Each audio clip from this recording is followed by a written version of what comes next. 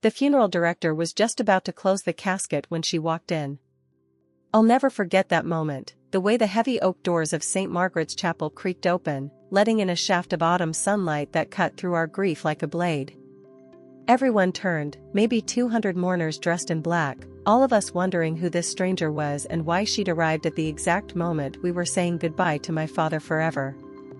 She was young, maybe 30, with dark hair pulled back in a simple ponytail and wearing a navy dress that looked like she'd bought it hastily from a department store.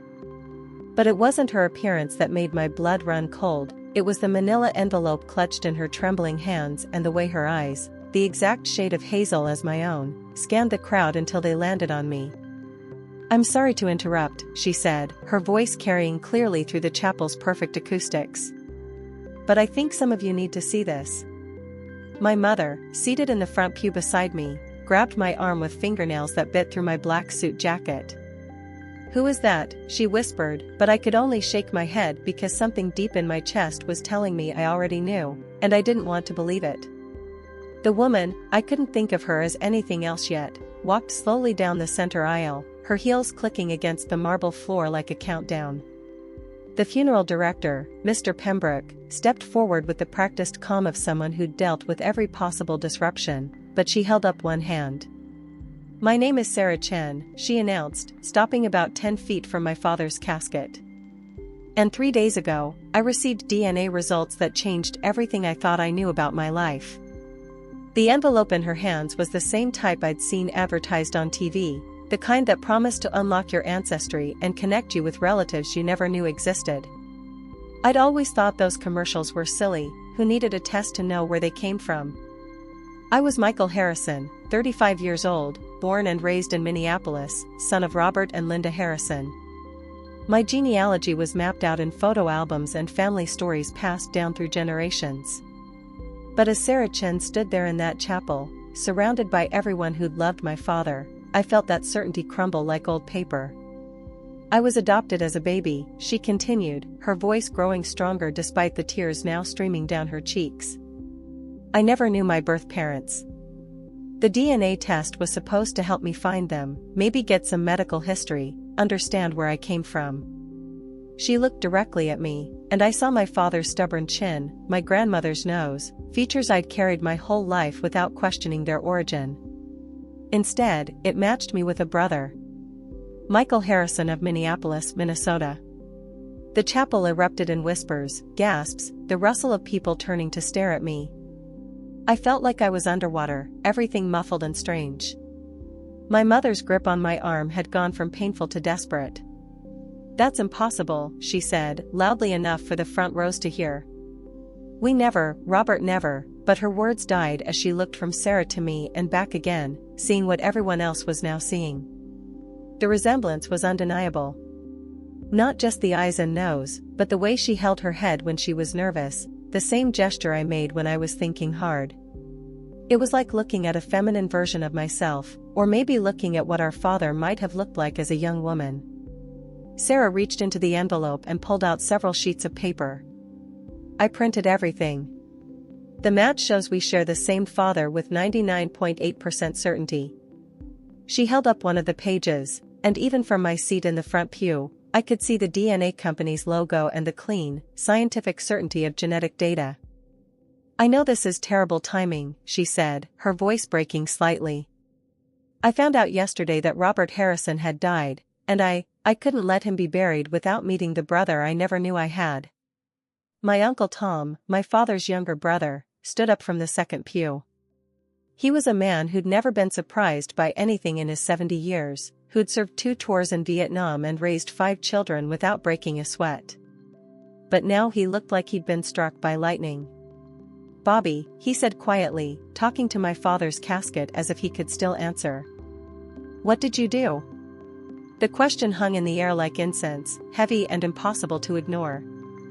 I found myself standing without conscious thought, walking toward Sarah Chen, my sister, apparently, because staying seated felt like accepting a reality I wasn't ready for. "When were you born?" I asked, my voice hoarse. "March 15, 1994, she replied immediately. I did the math in my head. March 1994 would mean she was conceived in June 1993. I was 12 years old then, just finishing 7th grade. My parents had been married for 15 years, and I remembered that summer clearly because we'd taken a family trip to Yellowstone in July.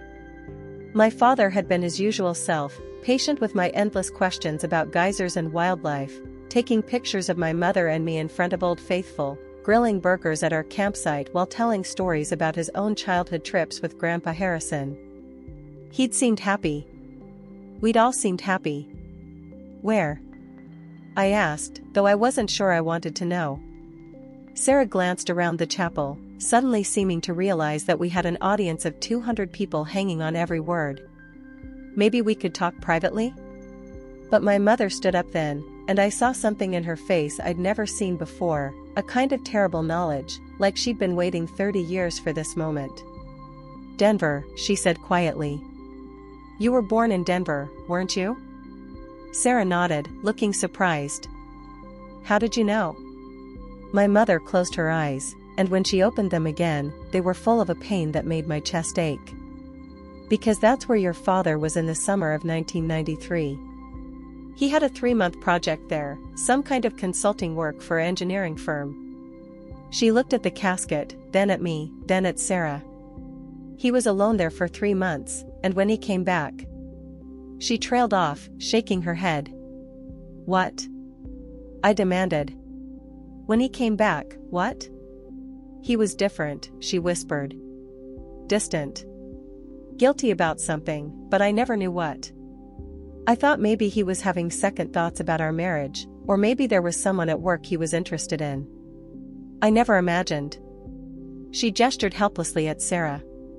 The pieces of the story were falling into place like a horrible puzzle. My father, alone in Denver for 3 months. A woman, Sarah's birth mother, who'd given up a baby for adoption.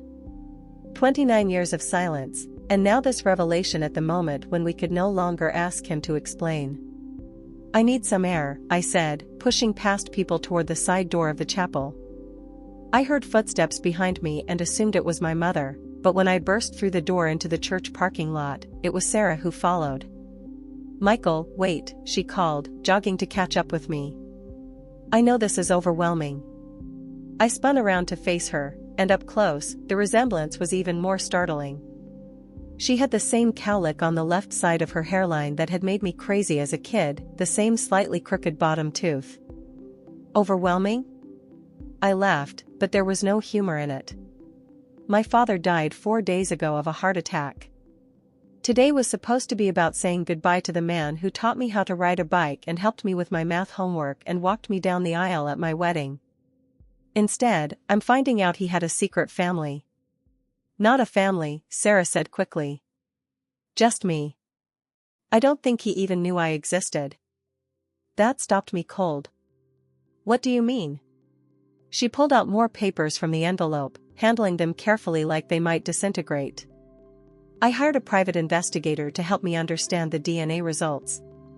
She found records from the adoption agency in Denver. Sarah's hands were shaking as she found the right document. My birth mother was named Jennifer Martinez. She was 19, working as a waitress at a hotel restaurant downtown. The father was listed as unknown. So she never told him? According to the investigator, Jennifer died in a car accident when I was 3. But before that, she apparently never tried to contact Robert Harrison again after their relationship ended. Sarah looked up from the papers. I don't think she even knew his last name. I sat down heavily on the concrete steps leading to the parking lot, trying to process this information. My father, responsible, moral Robert Harrison, had had an affair with a teenage waitress and never knew he'd fathered a child. Did that make it better or worse? I honestly couldn't decide. Tell me about her, I said finally. Jennifer. Sarah sat down beside me, and I caught a whiff of her perfume, something light and floral that reminded me oddly of my grandmother's garden. I don't know much. The investigator found some records, a few people who remembered her. She was apparently very sweet, worked hard to support herself. She kept me for the first 6 months before making the adoption decision. Sarah's voice grew soft. The social worker's note said she wanted me to have opportunities she couldn't provide. And your adoptive family? The Chens. They're wonderful people, couldn't have asked for better parents. My dad's a professor at UC Berkeley, my mom's a pediatric nurse. They were always honest about the adoption, encouraged me to search if I wanted to. She smiled for the first time since walking into the chapel. They're probably worried sick right now.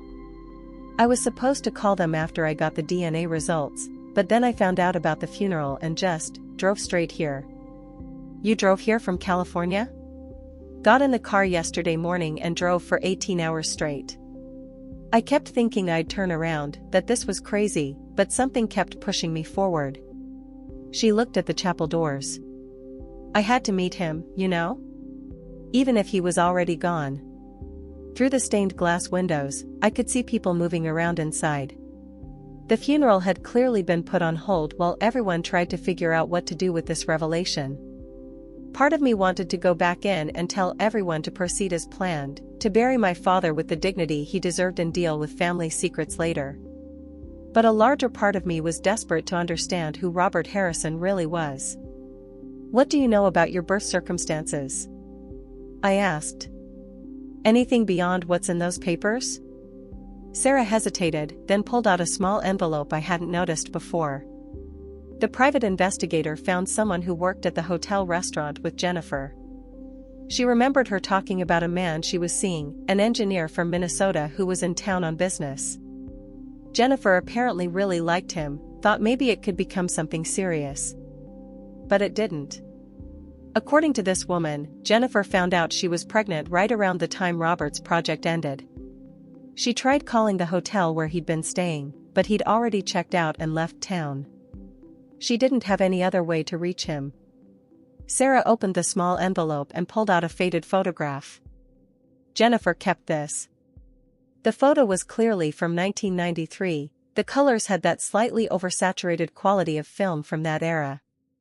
It showed a young woman with long dark hair and a bright smile, sitting across a restaurant table from a man whose back was to the camera. You couldn't see his face, but I recognized the shirt he was wearing because I'd helped my mother pack it when she was preparing his things for donation to charity. That's him, I said quietly. The woman at the restaurant said Jennifer treasured this photo. She'd look at it sometimes during her breaks, especially after she started showing. Sarah traced the edge of the picture with one finger. I think she really cared about him.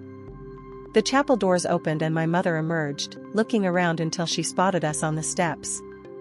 She walked over slowly, like she was approaching something dangerous. The funeral director wants to know what we'd like to do, she said carefully. People are waiting. I looked at Sarah, this sister I'd known for less than an hour, then at my mother, who'd been married to my father for 42 years. What do you think we should do? My mother was quiet for a long moment, staring at the photograph in Sarah's hands. Finally, she said, I think your father would want to meet his daughter. What does that mean? It means we postpone the burial until tomorrow. It means Sarah comes to the house for dinner tonight with the family. It means we figure out how to honor both the man we thought we knew and the man he apparently was. My mother's voice was steady, but I could see tears starting in her eyes. And it means I'm going to have to call your Aunt Susan and Uncle Tom and about 50 other people to explain why Robert Harrison's funeral got interrupted by his secret daughter. Sarah stood up abruptly. I don't want to cause problems for your family. Maybe this was a mistake. No, my mother said firmly. This wasn't a mistake. Keeping secrets was the mistake. She looked directly at Sarah. You're Robert's daughter, which makes you part of this family whether we planned for it or not. And family doesn't run away from difficult conversations. I watched this exchange and felt something shift inside my chest. My mother, who had every right to be angry and hurt and resentful, was instead choosing to embrace the living proof of my father's betrayal. It was either the most generous thing I'd ever witnessed or the most devastating, and I couldn't tell which. There's something else, Sarah said quietly, reaching back into the envelope. The investigator found Jennifer's diary. She only kept it for a few months, during her pregnancy, but She handed me a small notebook with a faded flower cover. She wrote about him. About Robert. I thought you might want to read it. I took the diary with hands that weren't quite steady. The pages fell open to an entry dated July 15, 1993. Bobby called today from Minneapolis. He sounded so sad when he had to tell me his project was finished and he was going home. I wanted to tell him about the baby, but what would be the point? He has a wife and a son there, a whole life. This was just a summer romance, even if it felt like more to me. I keep thinking about that last night we spent talking on the hotel balcony about our dreams and what we wanted from life. He said he'd never met anyone who understood him the way I did. But understanding someone and being able to be with them are two different things. I had to stop reading because the words were blurring together. This wasn't the father I knew, the responsible engineer who'd never missed one of my baseball games and who still brought my mother flowers every Friday. This was a man who'd been lonely enough or unhappy enough to have an affair, who'd connected with someone so deeply that she'd carried their secret for the rest of her short life. Did you read all of it? I asked Sarah. She nodded. She never said anything bad about him. Even when she was scared about being pregnant and alone, she wrote about how kind he was, how he listened to her dreams of going to college someday. Sarah took the diary back and flipped to another entry. This one's from August 20th. I've decided to give the baby up for adoption.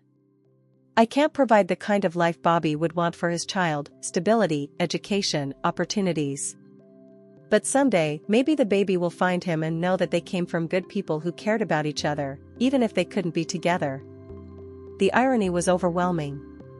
Jennifer Martinez had given up her daughter to provide opportunities that Robert Harrison could have given her himself, if only he'd known she existed. 30 years of parallel lives that should have intersected, a granddaughter my parents never got to spoil, family dinners and holiday celebrations that never happened. I need to call my wife, I said suddenly. Amanda's going to want to meet you. It was a strange thing to say under the circumstances, but it felt important. Amanda and I had been trying to have children for 3 years without success, enduring fertility treatments and heartbreak and conversations about adoption. The idea that my family had just expanded by one person, that I suddenly had a sister with her own stories and experiences, felt like a gift wrapped in the most complicated possible circumstances. Are you sure? Sarah asked. This has to be hard for everyone. Hard doesn't mean wrong, my mother said, echoing something my father used to say when I was struggling with difficult decisions. Sometimes the hardest things are the most important. We went back into the chapel, where 200 mourners were still waiting patiently in their pews. Mr. Pembroke approached us with the practiced discretion of a man who'd handled every kind of family drama imaginable. What would you like me to tell everyone? He asked quietly. I looked at Sarah, then at my mother, then at my father's casket surrounded by flowers and photos and the accumulated memories of a life everyone thought they understood. Tell them the truth, I said. Tell them Robert Harrison was a more complicated man than we knew, and we're going to take some time to figure out what that means. I paused, thinking about Jennifer Martinez's diary and my father's secret loneliness and the woman beside me who carried our family's features in her face. Tell them we're postponing the burial until tomorrow because today, we learned that loving someone doesn't mean knowing everything about them, and sometimes the people we think we've lost forever find a way to surprise us. The next few hours passed in a blur of explanations and phone calls and awkward introductions. Sarah came home with us, sitting at my father's place at the kitchen table while my mother heated up casseroles that neighbors had brought over the past week. My wife Amanda arrived from her office still in her work clothes, bringing the kind of calm presence that had gotten me through every major crisis in our marriage. So you're my sister-in-law, Amanda said to Sarah, as naturally as if we'd always known she existed. I guess I am, Sarah replied, looking slightly overwhelmed by how quickly she'd been absorbed into our family dynamics. Uncle Tom and Aunt Susan came over with my cousins, all of them curious about this new family member who'd appeared without warning. My father's older sister, Aunt Margaret, drove over from St. Paul with photo albums and stories about the family history Sarah had never known. As the evening wore on, I found myself watching Sarah interact with everyone, seeing how she laughed at Uncle Tom's terrible jokes and listened intently to Aunt Margaret's stories about our grandfather's immigration from Ireland. She fit in effortlessly, like a puzzle piece we hadn't realized was missing. Around 10 o'clock, when most of the family had gone home, I found myself alone with Sarah in my father's study. The room still smelled like his cologne and pipe tobacco, and his reading glasses were still sitting on the desk next to a biography of Theodore Roosevelt he'd never finish. "This feels surreal," Sarah said, looking around at the framed photographs and engineering awards that decorated the walls. "What's surreal to me is how much you belong here," I said honestly. "It's like you've always been part of the family." She picked up one of the photos from the desk, my parents' wedding picture from 1980. "Do you think he was unhappy? With his marriage, I mean?" It was a question I'd been avoiding all day, but in the quiet of his study, surrounded by evidence of the life he'd built, I had to confront it. "I don't think so," I said finally. "I think he was human.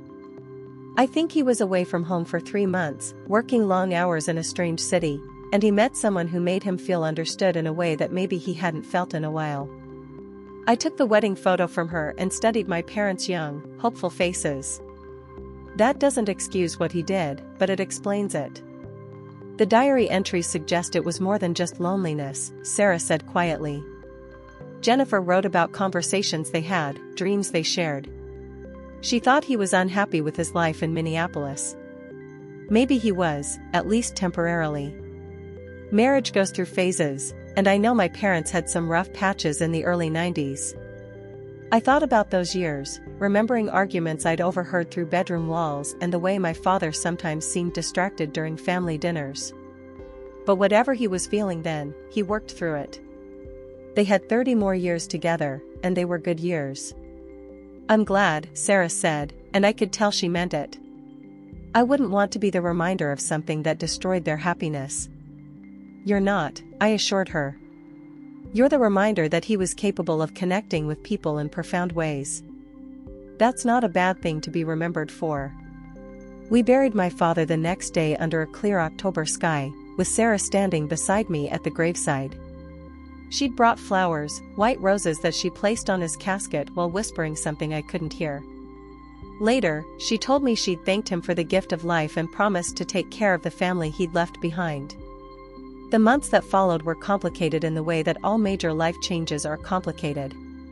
My mother went through a period of grief that was layered with anger and confusion, working with a counselor to process not just my father's death but the revelation of his affair. Sarah flew back to California but stayed in constant touch, calling every few days to check on everyone and share stories from her own life. In December, she came back for Christmas, bringing her adoptive parents with her.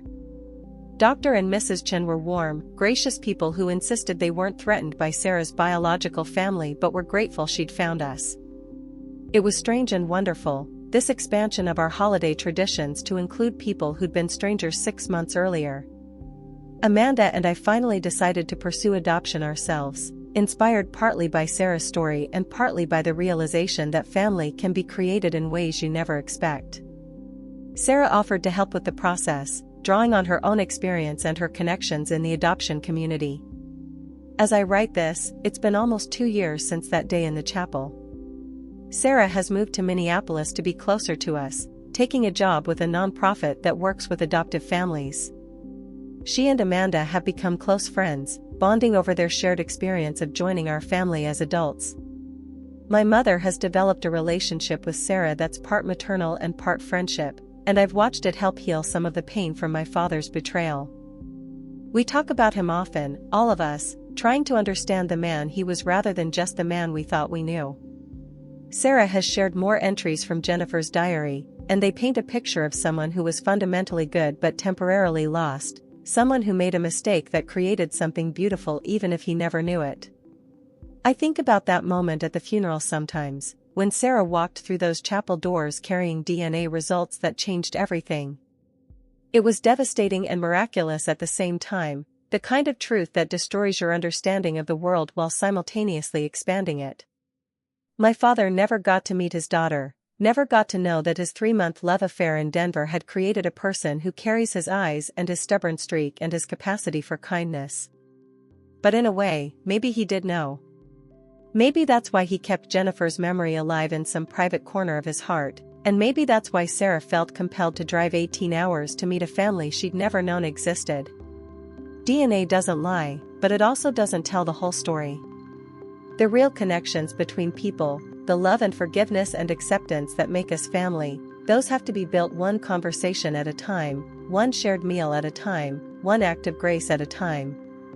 If you've ever wondered about your own family secrets, or if you've ever discovered something about someone you loved that changed how you saw them, I hope our story gives you some comfort. We're all more complicated than we appear on the surface, all carrying private struggles and secret longings that shape the choices we make.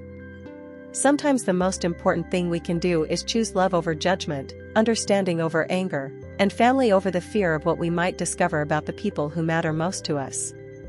What would you do if a stranger walked into your life carrying proof that everything you thought you knew about your family was incomplete?